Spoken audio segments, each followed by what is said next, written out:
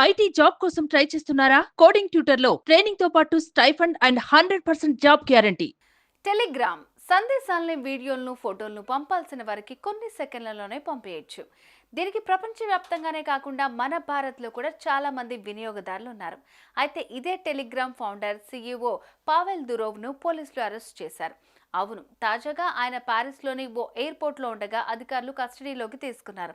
ఇదే వార్త ఇప్పుడు ప్రపంచవ్యాప్తంగా తీవ్ర చర్చనీయాంశంగా మారుతోంది. ఇంతకు టెలిగ్రామ్ వ్యవస్థాపకుడిని ఎందుకు అరెస్ట్ చేశారు? అంత పెద్ద స్థాయిలో ఉన్న వ్యక్తి చేసిన నేరం ఏంటి? అసలేం జరిగిందనే ఫుల్ స్టోరీ మీకోసం.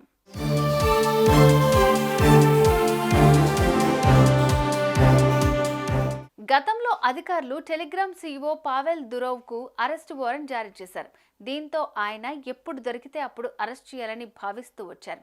ఇక అనుకున్నట్లుగానే పావెల్ అజర్బైజాన్ నుంచి లేబోర్గ్ విమానాశ్రయానికి చేరుకున్న సమయంలో ఫ్రెంచ్ కస్టమ్స్ అనుబంధంగా ఉన్న ఫ్రాన్స్ మోసం నిరోధక కార్యాలయం అధికారులు ఆయనను కస్టడీలోకి తీసుకున్నారు. ఇక ఎందుకు అరెస్ట్ చేశారనే విషయానికి వస్తే మాత్రం టెలిగ్రామ్లో మోసం, మాదక ద్రవ్యాల అక్రమ రవాణా, సైబర్ నేరాలు, పిల్లలపై నేరాలు, పెడోఫిలిక్ కంటెంట్, వ్యవస్థీకృత నేరాల్ని ప్రోత్సహించేందుకు ఈ యాప్ కేంద్రీకృతంగా మారిందని గత కొన్నాళ్ల నుంచి ఆరోపణలు వస్తున్నాయి.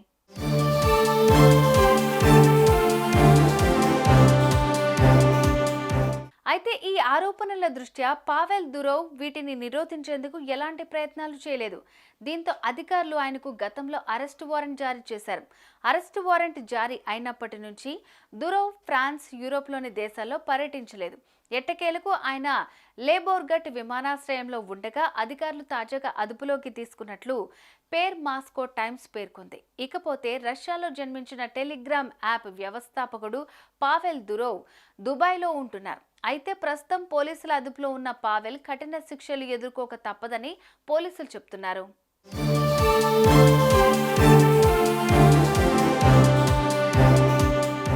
సుమన్ టీవీలో మీ పర్సనల్ అండ్ బిజినెస్ ప్రమోషన్స్ కోసం కింది నెంబర్కి కాంటాక్ట్ చేయండి.